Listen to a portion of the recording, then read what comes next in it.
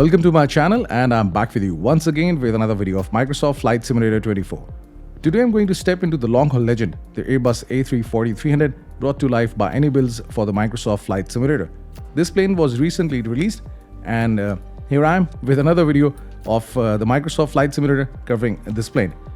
This plane has 4 engines and a flight deck that blends the classic Airbus logic with wide-body complexity, and this plane is a true beast to fly in the Microsoft Flight Simulator. I will give you a complete walkthrough of this plane in this video, covering every switch, system and sequence that's required to carry out a successful flight from one airport to another. And I will cover all the procedures like how to start this plane from the cold and dark state, how to configure the EFB and the MCDU of this plane, and then how to fly this plane on autopilot and how to perform an ILS approach and landing. So whether you are new to the Flight Simulator or you have some experience of the Flight Simulator, you know how to fly the Airbus planes, you will be easily flying this plane after watching this video. I will not go into the details. I will just try to keep things really simple and to the point, and I will just take you through all the procedures. So today I will be doing this short flight from Heathrow to Frankfurt, and right now the plane is at the Heathrow airport. And the plane is in the cold and dark state. So first of all, let's make the flight plan. I haven't prepared it, so I have the Simbrief dispatch system for the Microsoft Flight Simulator. I will give you a link in the description with the help of which you will be able to install it. If you want to skip this part, you can definitely do it if you know how to make a flight plan. So the aircraft type will be A340-300, and that's it.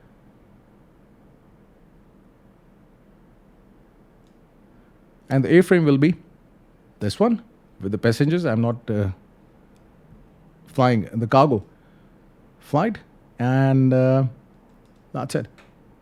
So runway, I will change it. I will change it to 7 center, and passengers full, and that's it. And I will just carry extra fuel, let's say for 40 minutes.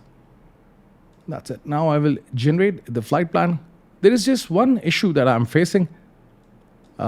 Few months back, when I used to make a flight plan with the Simbrief, I would get different star for this airport for Frankfurt.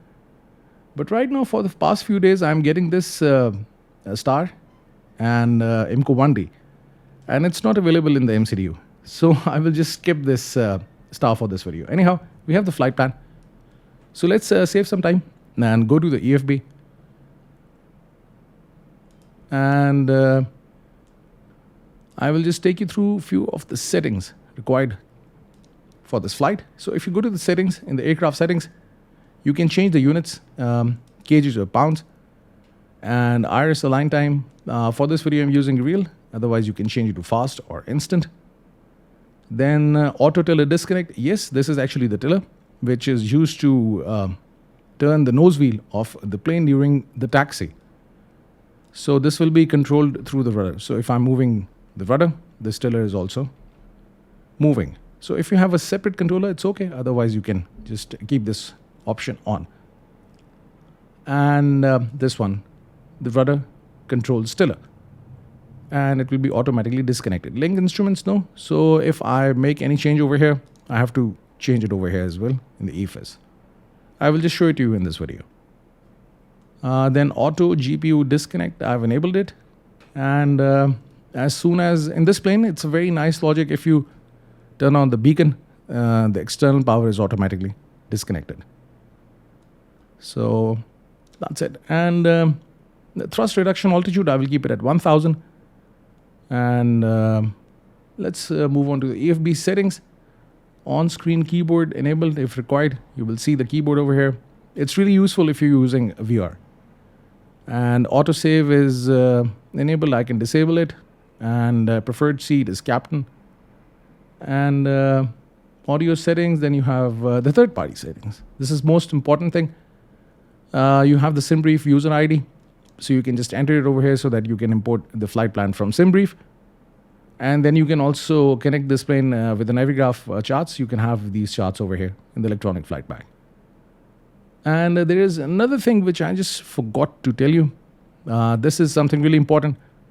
If this is enabled, then at the top of descent, the simulation will pause. So just disable it, and that's it. So these were the few settings for the electronic flight bag. Now let's get some power in the plane. Over here on the overhead panel, you have these 3 buttons for the batteries. This is battery 1, battery 2, and APU battery. Let's turn it on. External power is already available. If it's not, then you can just get the external power from this option in the EFB. And you can see right now it's available, but otherwise you can just get the GPU connected. And let's now turn on the external power A and B. And now we have some power in the plane. Over here on the overhead panel, you have these controls for the IRS alignment. This is actually inertial reference system. It provides GPS coordinates to the flight management guidance system. So we have to set these knobs to nav 1, 2, and 3. This is the sequence. And the IRS align time will be 6 to 7 minutes. It will take some time. But over here, as I've shown you before, if you have set it to instant, then the IRS alignment will be carried out instantly. That's it. Now let's first of all configure the EFB, and then I will configure the MCDU. So over here, you can go to this option, My Flight, and you can import this flight plan from Simbrief. That's it. And the sounds are very low. I think it's okay. I'll just keep it like this. Okay, so now I can import it from Simbrief, and this plane also has the capability to carry out the ground services using GSX Pro. But right now I'm getting this issue that can't read the aircraft type. So although I've updated the GSX Pro, but still it's not available. I think maybe in the next few days we'll get an update. But right now I will just use this option, instant load, in order to save time. So now you can see you have the planned weight and fuel, and this is the live, which is the actual. So you can see the fuel is correct. So the planned fuel was 16.3 tons, and you have 16.3 tons in this plane. And similarly, you can see the takeoff weight and everything is same. So it's okay. So it means you have the fuel and the weight. That's it. Now the IRS align time will take 7 minutes. So meanwhile, I will just take you through a few other things of this EFB. You have the operational flight plan over here. You can access it. And then this is the option to carry out the takeoff performance, and this is for the landing performance, and plus flight planner. Connect your Navigraph account in settings. Okay, I think I connected, but it got disconnected. Anyhow, you can just make a flight plan over here. You can also do this. Otherwise, I just made the flight plan in Simbrief using this tab. That's it. And you can also carry out the maintenance of this plane. This is something really good about the iniBuilds. Then you have this maintenance feature in the planes. And you can reset the brake temperatures, replace tires, and everything. I think you can see everything is good. Engine oil is also 84%. I don't have to service it. Otherwise, you can just do it. And then you can just set some failures for the flight. GPS jamming, if you activate it, then maybe during the flight, or if you're carrying out an ILS approach and landing, you might not get proper GPS signals or the ILS signals, and then you have to, carry out some other procedures to land the plane. So if you want to do this, then activate it. Otherwise, keep the GPS jamming disabled. Otherwise, it gets very annoying if you just want to carry out a simple flight. Then you have throttle calibration. I'm using the Thrustmaster TCA quadrant, and as you can see, there are 4 levers. So the one that I have, it has got 2 levers.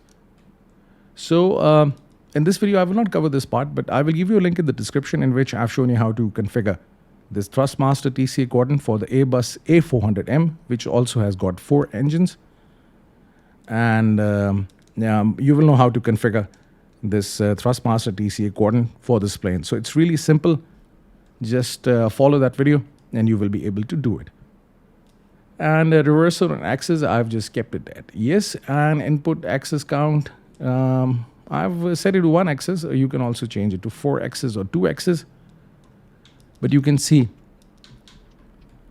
this is my Thrustmaster TC quadrant and it's working perfect all right. And plus I also have the Airbus side stick from Thrustmaster. And you can see the throttle is also working on that stick. That's it. Anything else? No. And this is the GSX menu. As I've told you before, it doesn't work. And plus I have also tried to carry out a pushback using GSX Pro. And I get this error that the nose wheel is damaged. So don't use this till the time this issue is fixed. You can use the built-in pushback tool, which is over here. So now I've configured the EFB for the flight. Let's configure the MCDU. And I think, yes, the iris alignment is now complete.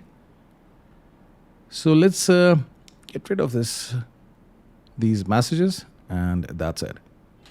So you'll follow this sequence, diff strip. So data, you have this data over here, the engine, the CFM, and the air rack cycle is also updated. Let's go to initialization and let's request for the initialization iris alignment, and it's now complete. And you can also get the VIN information, and it's also there. That's it. Now let's populate the flight plan, and the departure runway is 9 right. So let's select the runway for Heathrow, 9 right, and the SID is DET1J. Let's select this one and insert. That's it. Now for the arrival, it's 7C center and ILS 7C. Now, as I've mentioned this thing before, that this star is not available over here, as you can see. So I will just select none and insert. Let's see if there is any discontinuity in the flight plan. And there is no. No, there is one. Okay, I can just clear it. And that's it.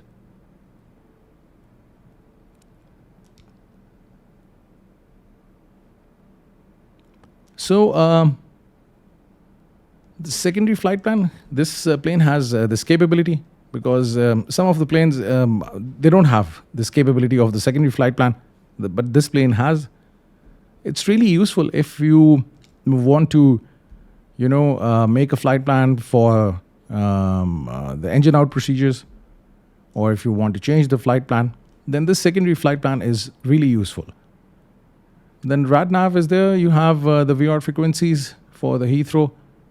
And as soon as I'm near the runway, then the ILS frequency will also be updated for this runway 7C for Frankfurt. That's it. Now for the init B, you can just simply click these two soft keys in order to get the zero fuel weight and the center of gravity, and plus the block fuel, and everything will be carried out. Trip wind, let's get it from here. So you have the operational flight plan, and it's 011. So let's enter it over here. And now you have the trip wind. That's it. And now for the performance. It's really easy. Configuring this plane for the flight is amazing. It's really simple, and you can just do it very quickly. So sync FMGS, sync weather. Then you have the weight of the plane, and you can see all the weather information is there. And flaps, I've set it to optimum. Otherwise, you can just change it. Air conditioning will be on. Anti-ice is off. Obviously, I'm not flying in the icing condition, so that's why I will just keep it off.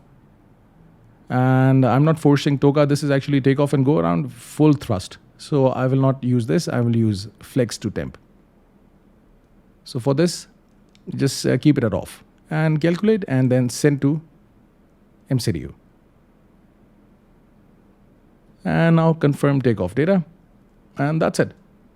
So now all the takeoff data is there. So now let's start this plane and just carry on with this flight. But before this, let's configure the FCU. So let's turn on the flight director. The cruising altitude will be, if I go to initialization, it will be 35,000 feet. So I will just set it over here. As I will be climbing in the manage mode, as you can see, the circle is here, so it means it will be in the manage mode. So that's why I don't have to worry about it. Let's adjust this as well. And if I press comma on the keyboard, I will get the current barometric pressure, and I will set the altimeter. That's it. So now over here on the overhead panel, let's turn on the oxygen supply. Ground control on. Let's turn on the fuel pumps. That's it. Let's arm the emergency lights. No smoking sign set to auto. Seatbelt signs on. I can turn on the logo light as well and start the APU. Just wait for like 4 seconds and then you can just start it. So right now I will not turn on the beacon, because if I will turn on the beacon, the external power will be disconnected. So I will do it once I have the power from the APU. And over here on the lower ECAM, if you cannot see the APU progress, you can just press this button to get rid of it. And that's it. Now you can see the APU information is there. So now the APU is available. So I will turn on the APU bleed, which is a compressed air used to start the engines, and I can also turn on the window heat. And now if I'll turn on the beacon, you will see the external power is automatically disconnected. And if I go to the electronic flight bag, you will see that GPU is also disconnected and the chocks are also removed, and that's it. Now I can release the parking brakes and I can start the pushback. Let's make sure that the flight deck door is closed. I can just lock it. That's it. And let's now start the pushback. Everything is good. All the buttons are black, which means everything is good. And now I can start the pushback.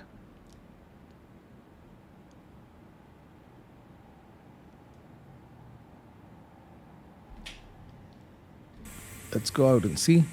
Yeah, you can see the pushback tug is moving.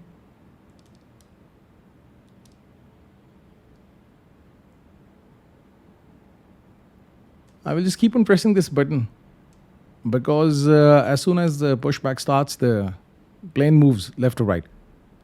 So I just want to complete straight pushback. And let's do it. It started to turn left. Anyhow, now I will start the engines. So this is the engine start switch. Just move it to ignition. And first of all, let's start the engine 4, the extreme right engine. Then you can see this engine is now running. Let's turn right because this runway is over here.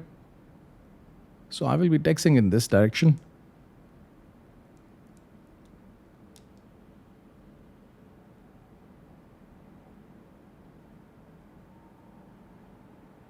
I've actually changed the time to morning, because right now it's afternoon and plus it's cloudy. So in order to, just have some bright light, I have changed the time. And you can see engine 4 is up and running.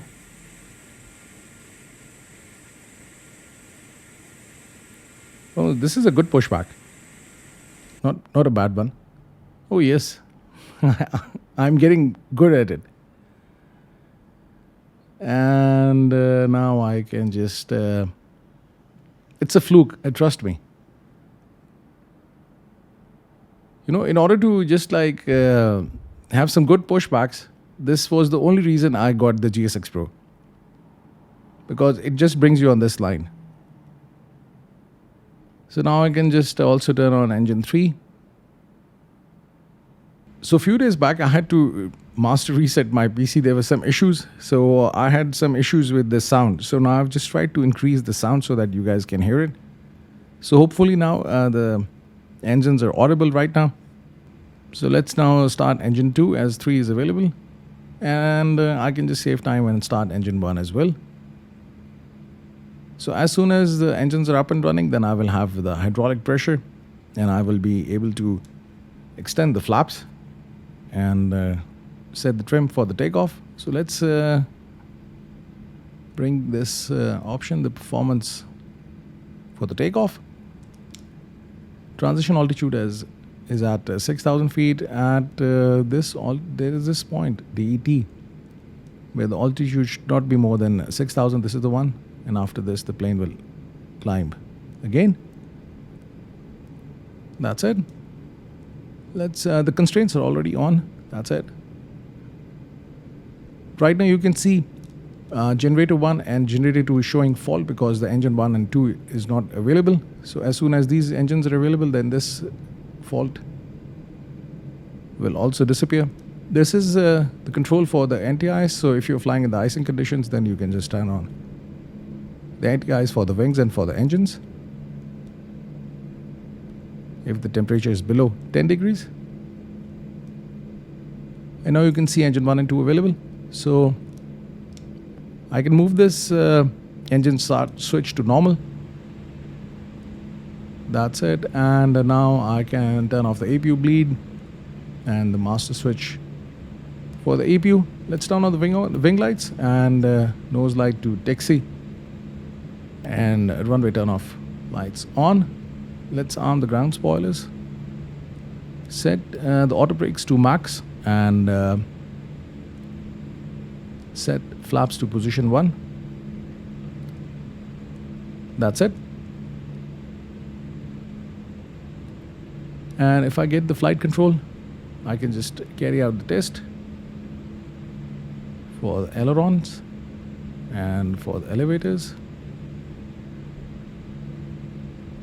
and the rudder. That's it. Now trim is set to 0. You can change it from here as well if you want to do it from here. So you can set it to 5.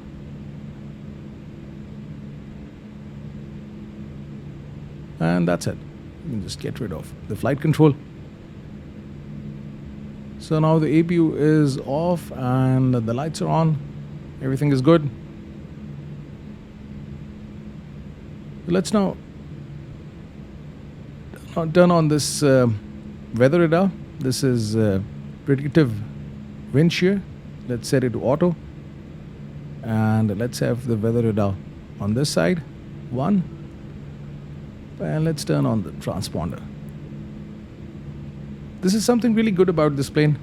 Now, although all the Airbus planes that you get all this information over here on the ECAM, on this upper ECAM, which is electronic centralized aircraft monitor. So let's do this takeoff configuration test, and it's not disappearing. Maybe I'll try it again. That's it. The cabin is also ready. So let's release the parking brakes and let's get some power in order to start the taxi.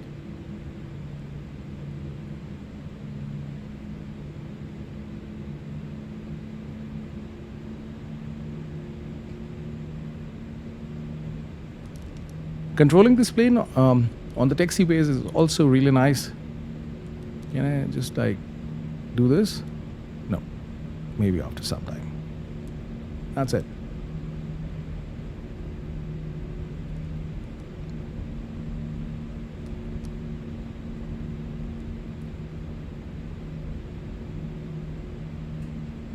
So I've been actually flying this plane a lot in the past few days, and I've been enjoying all the flights. It's a nice study level plane by iniBuilds, and all the planes that are being released by iniBuilds, they're really nice. If you are planning to buy it, then I would recommend it.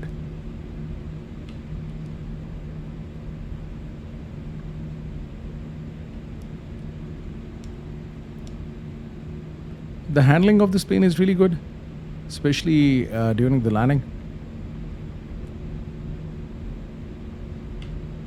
But one plane I'm really impressed with. I was yesterday flying the PMDG 777-200 LR, and during the landing, it was actually behaving really well, and I just really enjoyed my landing. For the first time, I think in the Microsoft Flight Simulator, I enjoyed landing, because I think if you guys are a regular on my channel, you will know that I'm not really good with the landings. So I just enjoyed that landing. Now, takeoff configuration is normal. It's a long way to go.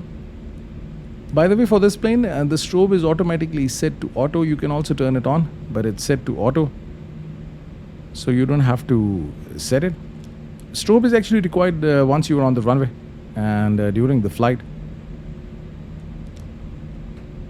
So that's why this this strobe turns on and off automatically during the flight if you set it to auto. I will also be doing some tutorials for this plane, so I will be uploading those tutorials on my channel. If you're not really familiar with the Airbus planes, or if you're new to the flight simulator, you know, every time when I'm making a video, I'm making it for the beginners. So that's why I'm always trying to, cover a plane from the beginner's perspective. So I will be uploading these videos. Actually, today it's a weekend for me. Fridays and Saturdays are off for me. So this is actually a good time to make videos with a fresh mind. Otherwise, if you're back from the office, you're so tired to make a video. Something also really interesting about this plane, all the Airbus planes, they have a very clever system. This plane actually knows which phase of the flight you are in, and according to that, different information is displayed over here if you have not selected anything from here. So everything should be off. So this information keeps on changing, which is something really clever about it. And this feature is fully functional in this plane. It gives you a good awareness of your flight, and plus you also get different messages and errors over here on this screen on the upper ECAM.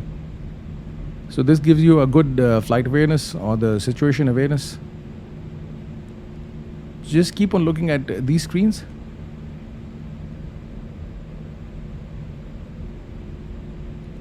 During the flight, you can see the flight control is automatically there.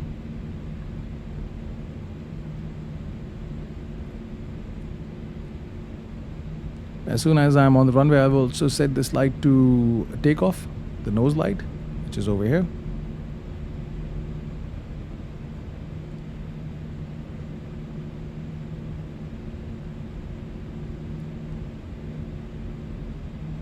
A long taxiway.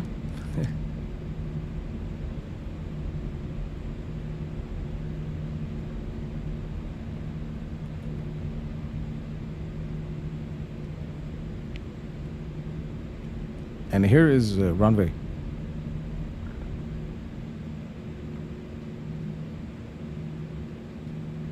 Let's set it to takeoff. I have actually turned off the traffic, so that's why I don't have to worry about it. Otherwise, you have to look left and right for any traffic. Few days back, I just turned on the traffic for a while, and trust me, it was a mess. It looked like there's some kind of a festival going on of the airplanes. They were everywhere. So that's why I just keep the traffic off, especially the live traffic. I think if I turn on the AI traffic, then it will not be so chaotic.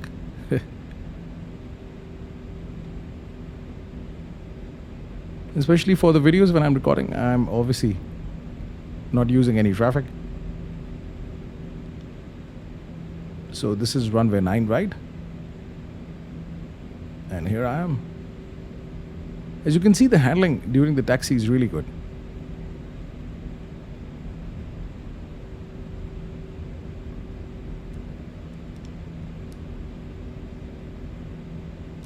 Now initially let's give some 50% of power. And let's set it to flex.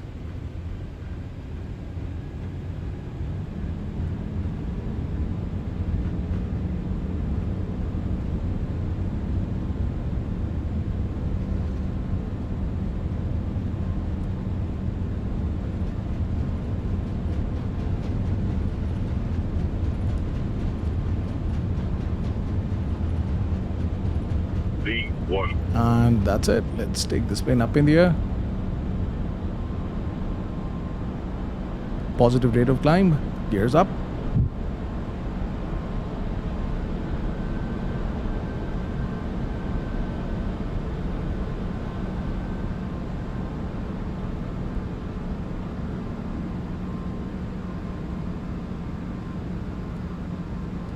Let's set the thrust lever to climb. I think I can now turn on the autopilot. You can see the thrust levers are now at climb. So the takeoff was also really smooth. The handling is good. I can start retracting the flaps. Some nice views of London.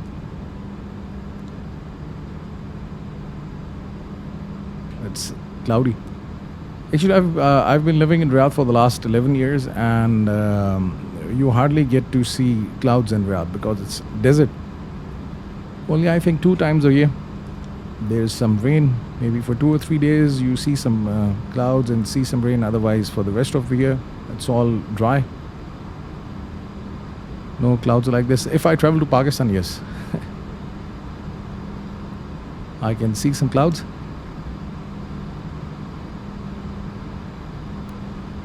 So now the plane will carry on with the flight. I will be just back with you once the plane is near the top of descent. Then I will just configure the MCDU for the descent and for the approach, and then I will just take you from there.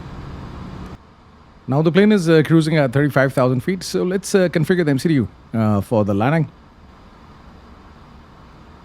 Let's go to this option, performance. It's already there, so just go to the next phase. And let's start entering the weather information. So I can just get it from here. And the QNH is 1024.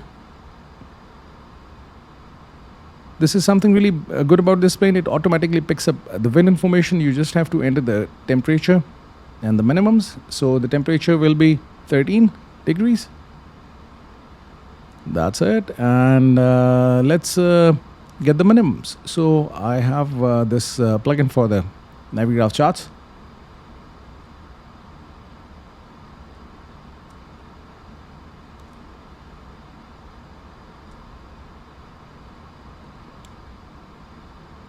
Let's get the flight plan.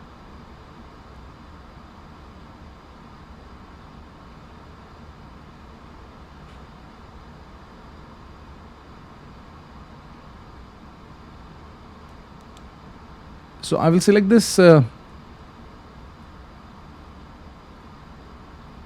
ILS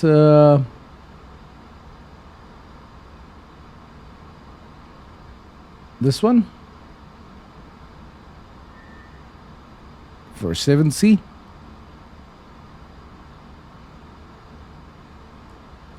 And it's the minimum's 528 feet.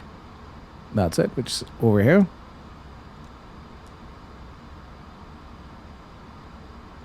And that's it. Now let's check the ILS frequency if it's there. You can see the identifier is IFCE. Yeah, it's there, 110.55. And the course is 66 degrees, which is correct. Now I can also get the viewer over here, which is FRD. So if I just enter it, 115 decimal liner.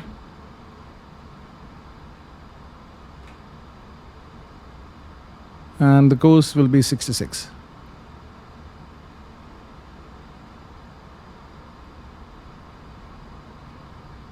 And that's it. I can just close the aircraft charts. You can see the VR identifiers also over here. You can track the VORs. I think the plane is a bit far, that's why it's not picking up the distance, but soon when the plane is near the runway, then you will also start to see the distance. And these are the controls for the VOR frequency over here. And that's it. And one more thing, I just forgot to check the altitude to which I have to descend in order to intercept the glide slope. Let's reduce the size. And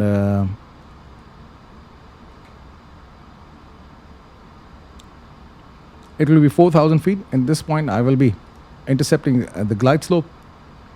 So let's set it to 4,000 feet. And as soon as the plane is near the top of descent, then I will start the descent. It's a bit far right now.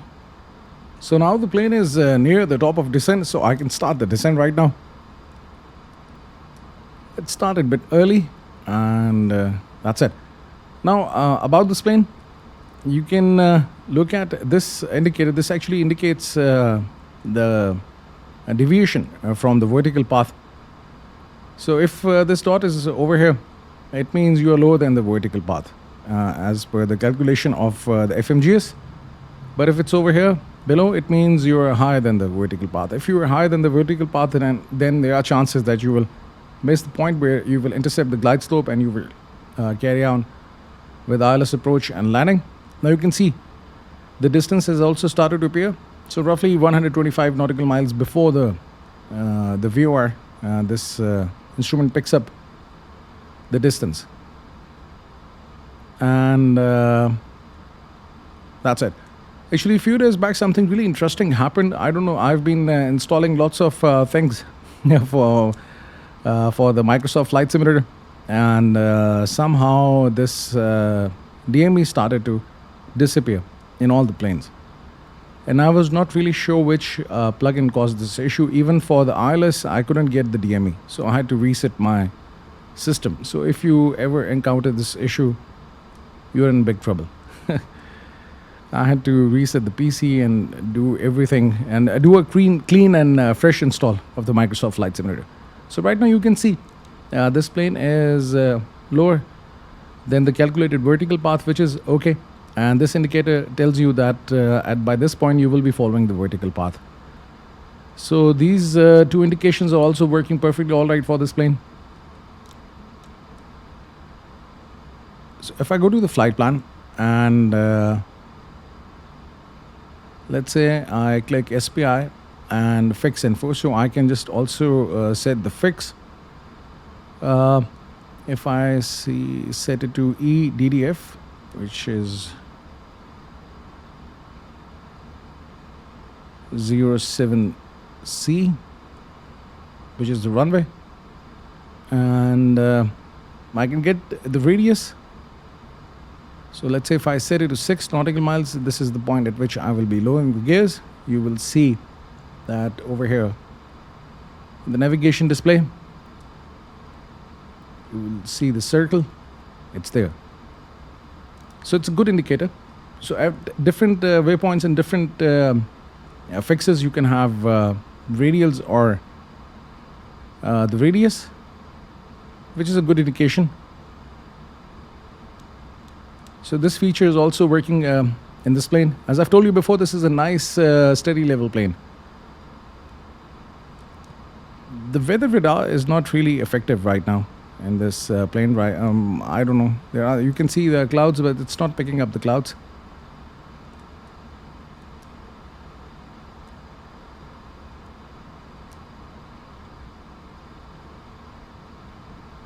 Even if I change the tilt, does it work?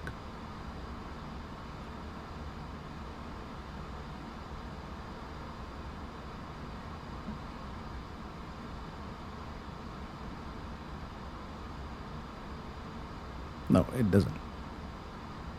So I'll just keep it over here.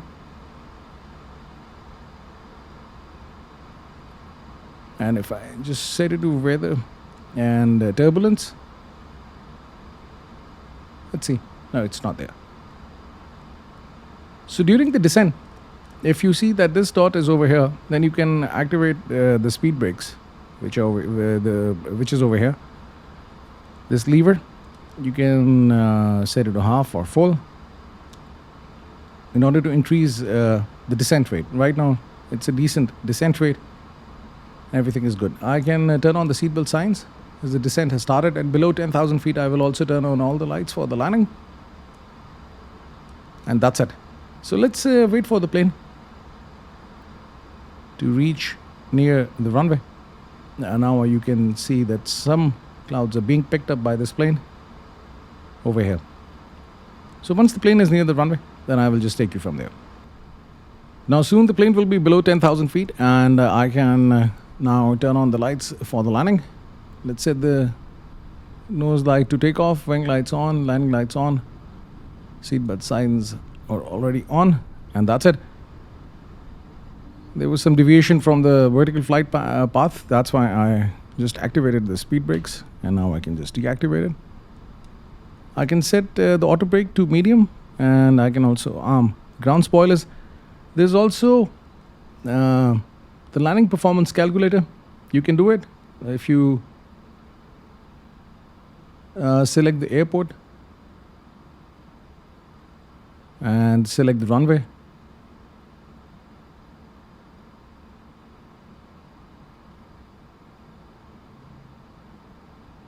And if you compute it, then you can get the distance. So flaps will be set to full, and landing technique is manual. I'm not going for the auto land, so it's manual. Brake mode medium, and reverse thrust will be on. And if I compute it again, so this is the distance that will be required to stop, which is a good distance. That's why I'll just keep it like this. Now, as I was showing it to you before, that the weather radar is not working. So the plane is now at the level of the clouds, and you can still see that this radar is not picking up the clouds. Now I can turn on the LS.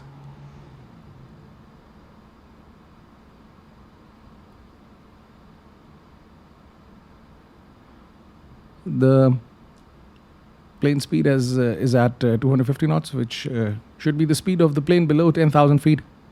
Now the plane is also below the transition altitude, so I can adjust the altimeter. And I can press comma to get the correct reading. And if I go to performance, next phase, this cross check that I have the correct reading over here, 1024, so I will change it to 1023. That's it. You can see that the plane is near the runway, so that's why the distance has also started to appear over here. As you can see, there's some deviation from the vertical path. I can again activate the speed brakes. You can see. By the way, I'm using the iniBuilds livery. This is a very nice, decent livery for this plane. And it actually looks beautiful. Now I can start extending the flaps as well. And let's also activate the approach over here. And confirm. And that's it.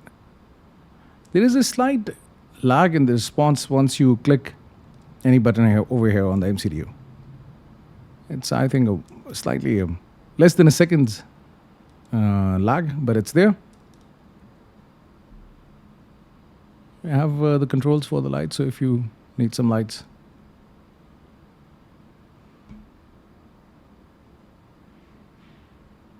You can move these controls.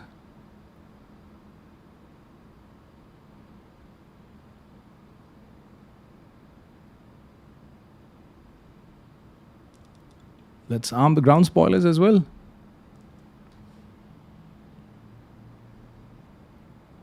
So this is the last turn, and after this, the plane will be aligned with the runway. I can also activate approach, and you can see that the glide slope and localizer It's armed over here, and soon the plane will be out of the nav mode and it will start to follow the localizer. As you can see, it has started to appear over here, and it has also started to follow the glide slope. As you can see, this indicator is over here in the middle, and now the descent has started. I can also set the flaps to position 2, and now you can see this 6 nautical miles radius is also there.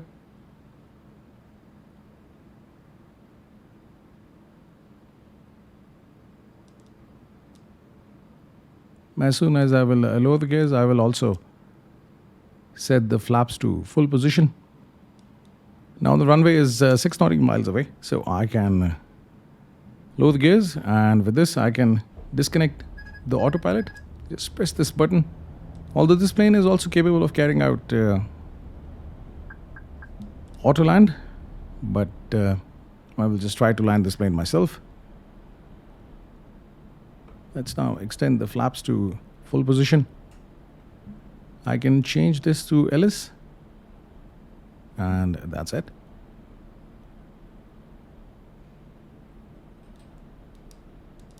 As I've mentioned before in my video, the handling of this plane is really good. You will enjoy some smooth, good landings with this plane. I will also try to carry out a good landing. Don't want to embarrass myself with a bad one, because I've been making some big claims about this plane. So if the landing is not good, you cannot blame the plane, you can blame the pilot. So I don't want to influence your purchase decision, but if you really want to buy this plane, then you should go for it.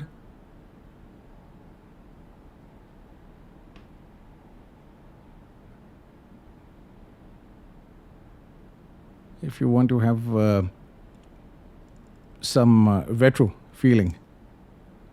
Although 300 and 310 Airbus, these planes are more retro than this one. I remember taking a flight back in 2014 with this plane. With Etihad Airways, I was flying from Abu Dhabi to Riyadh. 500.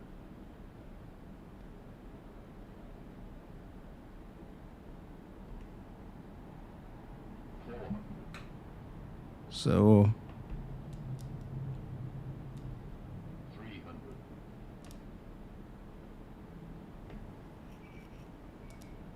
200 above.